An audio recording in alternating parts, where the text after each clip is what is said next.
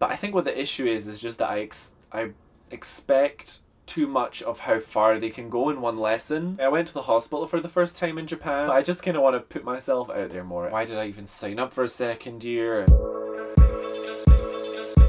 Hey guys, what's up? I've been in Japan for a little over 6 months now, so I thought I'd do another general update video and let you guys know where I am at. Okay, so let's get straight into it and let's talk about my work life.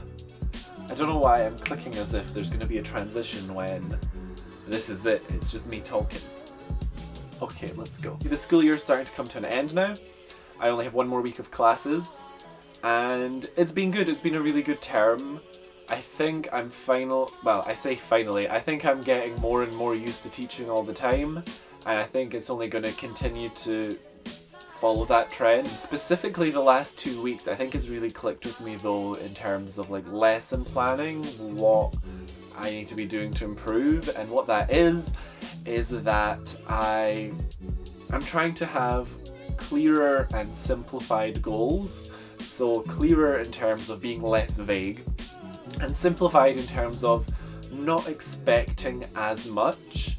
So I do quite fast-paced lessons, you know, I'm like from one activity to the next, to the next, to the next, pretty fast.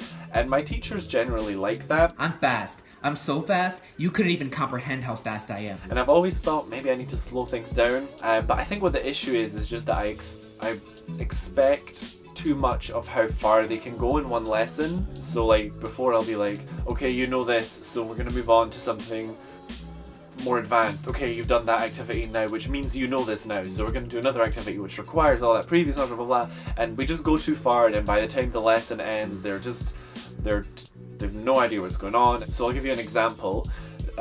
This week I've been teaching a like at the airport class, and all I've got is like a list of vocabulary I want them to learn, words like luggage, boarding pass, check-in, and basically every activity is about memorizing and understanding that vocabulary and not going any further with it.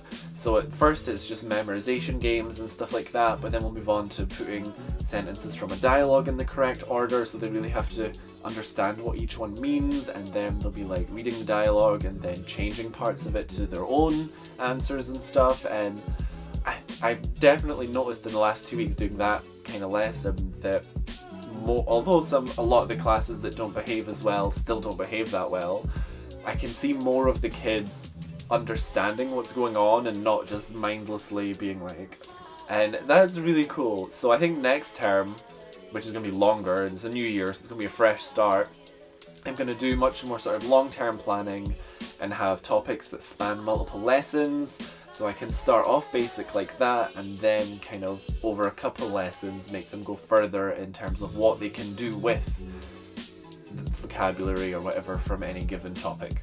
Moving on to my social life, or more accurately, what social life?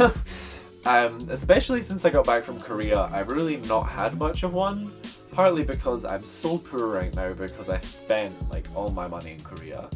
But also just because I think a lot of it is the temperature. It's so cold, I can't be bothered doing anything ever. I get home and I eat and watch TV and curl up in bed, and the thought of going out just makes me cringe so hard. I mean, I have the occasional like standard night out and stuff, but nothing worth vlogging. And I'm doing a lot of talkie videos right now just because I'm not doing much to film. So if there's anything specific you want me to talk about, then please comment below. But I have done the odd thing here and there, so I'll talk about that now.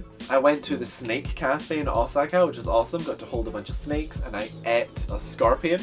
I thought it would just be little chunks of meat that were fried, but no, it was a whole fucking scorpion. And when I saw it, I properly shit myself, not gonna lie. And I mean, I ate it. I was too intense and like in the moment to film anything, but I think Courtney got some footage, so hopefully I can get some from you. Pull onegaishimasu. It's a whole scorpion. Fucking gambare. Oh no. How am I supposed to eat that? Make sure you eat the stinger first. Oh my god! I don't even know what I'm supposed to do. There needs to be instructions. What are the instructions? Why is there chopsticks? Jakub, you gotta unhinge your jaw, and then you gotta swallow it whole. You've got salt. Am I meant to eat all of it? I don't understand. Oh my god, I can't believe we're just picking it up like that. I was fully expecting it to stop. Are you shaking? It's like it's awkward to hold. I would have preferred scorpion nuggets. Yeah. Oh my god. Oh, he's gonna do it. I don't even know. I feel like this is gonna hurt. Oh!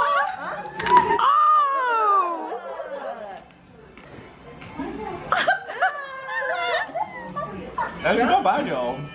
What does it taste like?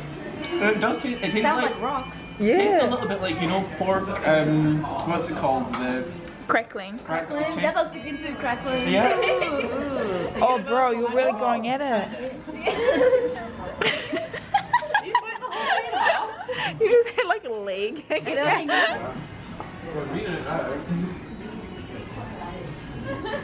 You just got a snake just chilling here on the couch. I like trying new things and having new experiences and, you know, willing myself to put it in my mouth. It was a bit of a rush. It was really good fun. Also, my friend was in a drag show, which was really cool. We all went to see it. We dressed up like super extra, and yeah, that night was a lot of fun.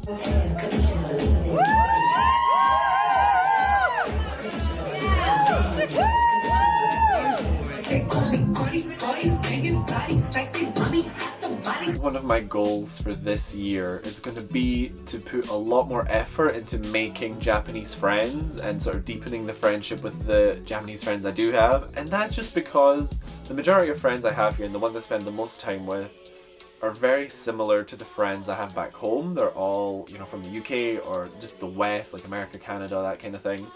And I love that and I need that here. It makes my life here so comfortable. But I kind of, you know, I want to go out of my comfort zone a bit too and experience, you know, the culture here and the people here and that kind of thing. And yeah, the friendships with Japanese people I have here, I do value a lot. And I want to just push that aspect of my life. Because I think, I've said a couple times now recently especially, that my life here is pretty much like the exact same as it was in Edinburgh, just in Japan.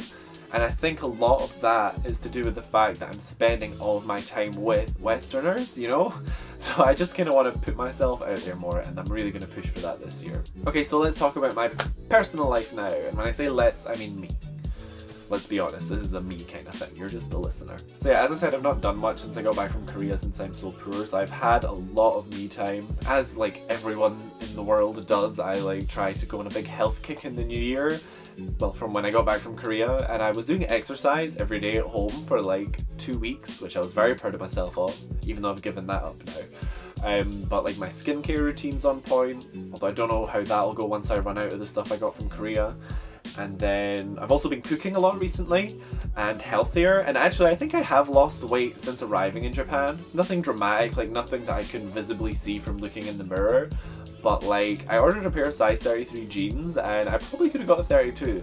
And I was a 34 before, so I'm just like, yeah, beach. I went to the hospital for the first time in Japan, and I'm going to talk about that a little bit just because it was difficult with the language barrier and stuff. And hopefully, I think talking about it will maybe help people in this similar situation. When I got to the hospital, there was a woman kind of directing people that were coming in where the best place to go was, and I showed her my referral letter, which I went to the doctors for because he wrote me a referral letter which said everything I needed to do in Japanese. I think that's the way referrals work here, that you get a doctor to give you a letter which you take to the hospital. There's no pre-made appointment. It was still like a walk-in service, so I still had to go through the same process as everyone else.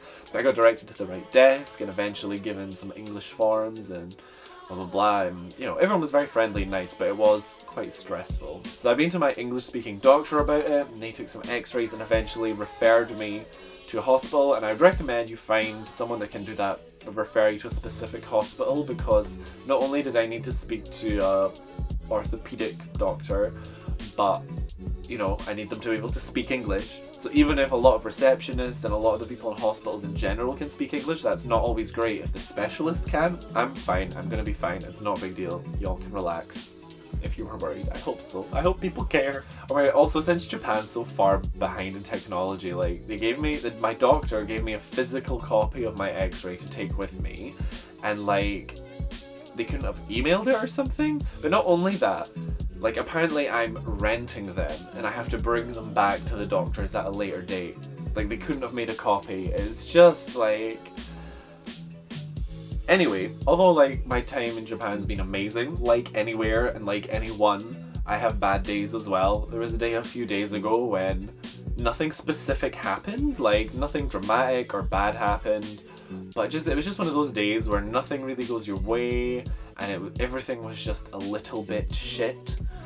And I kind of got home and I was in a bad mood and grumpy, and I just lay in bed and I was bored and thinking myself into oblivion.